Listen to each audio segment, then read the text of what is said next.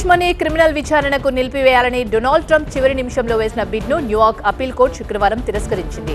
Jury ఎంపిక అన్యాయంగా జరిగిందన్న డిఫెన్స్ ఫిర్యాదులపై ట్రంప్ బిడ్ వేశారు. స్వల్ప విచారణ తర్వాత జస్టిస్ మార్షా మిచెల్ ఈ తీర్పును వెలువరించారు.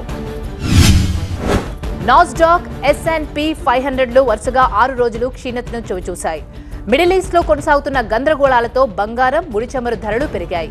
యుఎస్ 3 ప్రధాన ఈక్విటీ ఇండెక్స్లలో కేవలం డో మాత్రమే లాభాల్లో ఉంది. మెంఫిస్ ఎయిర్పోర్ట్లో 56 పౌండ్ల గంజాయితో విమానం ఎక్కేందుకు ప్రయత్నించిన 21 ఏళ్ల యువతిని అధికారులు గుర్తించారు. షెల్ఫీకౌన్ జైల్ రికార్డుల ప్రకారం ఆ యువతిపై పలు కేసులు చేర్చారు. అయితే $5,000 బాండ్ను చెల్లించిన అనంతరం ఆమె కేసు నుంచి బయటపడింది.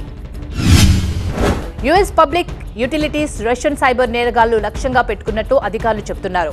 టెక్సాస్ పట్టణంలో ఒకచోట భారీగా నీళ్లు పొంగి పొర్లే విధంగా చేశారు. అయితే అక్కడ ప్రజలకు ఎలాంటి ప్రమాదం జరగలేదని నిర్ధారించారు. హోమ్ డిపోలోని పరికరాలను అద్దెకు తీసుకుని తిరిగివ్వకుండా విక్రయిస్తున్న నిందితులపై ఓరిగాన్లోని ఫెడరల్ ప్రాసిక్యూటర్లు అభియోగాలు మోపారు. అలాగే దొంగలించిన క్రెడిట్ కార్డులను ఉపయోగించి డిపోలో పరికరాలను అద్దెకు తీసుకుంటున్నారు. వాటిని ఫేస్బుక్, ఇతర మార్కెట్ ప్లేస్లో విక్రయిస్తున్నారు. మన్హట్టన్ కోర్టులో ట్రంప్ కేసు విచారణ జరుగుతుండగా బయట ఒక వ్యక్తి తన శరీరానికి నిప్పంటించుకున్నాడు. ఆ వ్యక్తి ఫ్లోరిడాకు చెందిన 37 ఏళ్ల మ్యాక్స్వెల్ గా అధికారులు గుర్తించారు. గత కొన్ని నెలలుగా అతను తన సోషల్ మీడియా ఖాతాల్లో ప్రభుత్వ, అధికారుల, ధనవంతుల అక్రమాలపై పోస్టులు చేశాడు. న్యూజెర్సీకి చెందిన దంపతులు $45,000 విలువైన బంగారాన్ని చోరీ చేసిన కేసులో అరెస్ట్ అయ్యారు. వీరిద్దరూ సీనియర్ లివింగ్ సెంటర్లో నివాసితులు. బంగారాన్ని గత ఏడాదిగా దొంగలిస్తూ ఉన్నట్లు అధికారులు తెలిపారు. భార్య దొంగలించిన బంగారాన్ని ఆమె భర్త మార్కెట్లో విక్రయిస్తుండేవాడని విచారణలో తేలింది. చిరు వ్యాపారులను దోపిడీ చేస్తున్న కేసులు పెరిగిపోవడంతో న్యూయార్క్ ఇప్పుడు గోస్ట్ టౌన్ గా మారింది. అయితే ఈ పరిస్థితుల నుంచి త్వరగా కోలుకుంటామని వ్యాపారులు ధీమా వ్యక్తం చేస్తున్నారు. ఈ విషయంలో అధికారులు కఠిన చర్యలు తీసుకోవాలని స్థానికులు, చిరు వ్యాపారులు కోరుతున్నారు. ఏప్రిల్ 3న వాషింగ్టన్ టౌన్షిప్లోని ఫాస్ట్ ఫుడ్ రెస్టారెంట్లో దొంగ నోట్లతో బిల్లు కట్టాడు. తర్వాత విషయం తెలుసుకున్న రెస్టారెంట్ యజమాని పోలీసులకు ఫిర్యాదు చేశాడు. దాంతో మ్యాకంటో కౌంటీ షెరీఫ్ ఆఫీస్ స్పందించి దొంగ నోట్లు వాడిన వ్యక్తిని గుర్తించేందుకు సహకరించాలని ప్రజలను కోరింది. మనుషుల్లో బర్డ్ ఫ్లూ కేసులు రోజురోజుకు పెరుగుతున్నట్టు ఇంటర్నేషనల్ హెల్త్ గ్రూప్ తెలిపింది. అలాగే పచ్చిపాలలో ఈ వైరస్ ను గుర్తించినట్లు శుక్రవారం ఈ సంస్థ వెల్లడించింది. WHO chief scientist doctor Jeremy Farrar మాట్లాడుతూ ఈ ఫ్లూ ప్రాణాంతకమని తెలిపారు.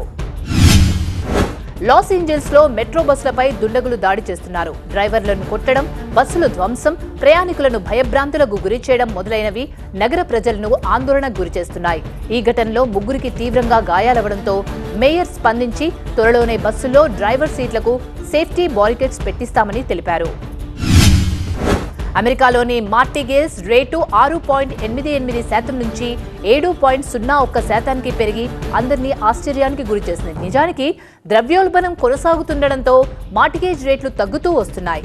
అయితే ఈ పెరుగుదల 2024 మొదటి 6 నెలల వరకు కొనసాగుతుందని ఆర్థికవేత్తలు అంచనా వేస్తున్నారు. హైతీలోని లాబాడీ రిసార్ట్ మే నెలలో వెళ్లాల్సిన క్రూజన్లన్నింటినీ నిలిపివేస్తున్నట్లు రాయల్ కరేబియన్ తెలిపింది. దేశంలో కొనసాగుతున్న అశాంతి కారణంగా క్రూజ్ లైన్ ను మార్చి మధ్యలో తమ ప్రైవేట్ ద్వీపానికి ప్రయాణికులను నిలిపివేసింది. అదే నిషేధాన్ని మే చివరి వరకు పొడిగిస్తున్నట్లు రాయల్ కరేబియన్ ప్రతినిధి స్పష్టం చేశారు. USGS ప్రకారం పెన్సిల్వేనియాలోని 2.4 మాగ్నిట్యూడ్ తీవ్రతతో భూకంపం సంభవించింది. లాంకార్డ్ సిస్మిక్ జోన్లోని ప్రజలు భూకంపాన్ని గుర్తించినట్లు తెలిపారు. అయితే దీనివల్ల ఎలాంటి నష్టం జరగలేదని అధికారులు స్పష్టం చేశారు.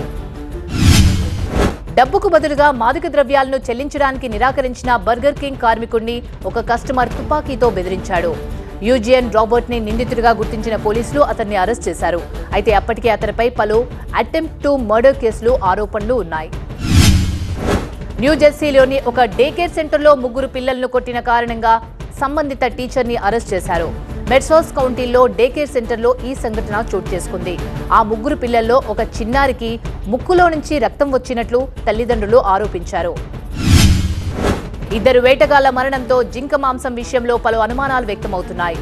వాటి ద్వారా మనుషులు బరువు తగ్గడం, నరాలు బలహీనత వంటి దీర్ఘకాలిక సమస్యలతో ఇబ్బంది పడుతున్నట్టు పరిశోధనలో తేలింది. ఇలా వ్యాప్తి చెందిన వ్యాధిని జాంబీ డీర్ అని పిలుస్తున్నారు. వాల్మార్ట్ తమ స్టోర్లలో ఉన్న సెల్ఫ్ చెక్అవుట్ పద్ధతిని తొలగించే దిశగా అడుగులు వేస్తుంది. కస్టమర్ల ఫీడ్బ్యాక్ ని దృష్టిలో పెట్టుకుని సెల్ఫ్ చెక్అవుట్ ను తీసేసి పాత సాంప్రదాయ చెక్అవుట్ లైన్లను ఏర్పాటు చేసేందుకు ప్రయత్నిస్తోంది. ఈ కొత్త నిర్ణయం ఇన్ స్టోర్ షాపింగ్ ని పెంపొందిస్తుందని వాల్మార్ట్ నమ్ముతోంది. తుపాకీతో కాల్చుకున్న 8 ఏళ్ల బాలుడి ఆరోగ్య పరిస్థితి క్లిష్టంగా ఉన్నట్టు అధికారులు చెబుతున్నారు. శుక్రవారం ఇంట్లోనే ఆ బాలుడు హ్యాండ్ గన్ తో కాల్చుకున్నట్లు వారన్ ఇన్వెస్టిగేటర్ భావిస్తున్నారు. అయితే ఈ సంఘటన జరిగిన సమయంలో పిల్లాడి తల్లిదండ్రులు ఇంట్లోనే ఉన్నట్లుగా కూడా అధికారులు చెబుతున్నారు. ఏప్రిల్ 18న అర్ధరాత్రి సమయంలో అల్జీమర్లే కౌంటీషియల్ గ్యాస్ స్టేషన్ కు క్లర్క్ కి కస్టమర్ మధ్య జరిగిన వాగ్వాదం దాడిగా మారింది. నిందితుడు తనకు మద్యం కావాలని కోరడంతో క్లర్క్ తాము మద్యం విక్రయించాలని చెప్పడంతో వాగ్వాదం మొదలైంది. వెంటనే నిందితుడు క్లర్క్ పై దాడి చేసి నగదును దొంగలించాడని విచారణలో తేలింది. ఇది ఇవాల్టి A to Z fast news. చూస్తూనే ఉండండి TV9 USA.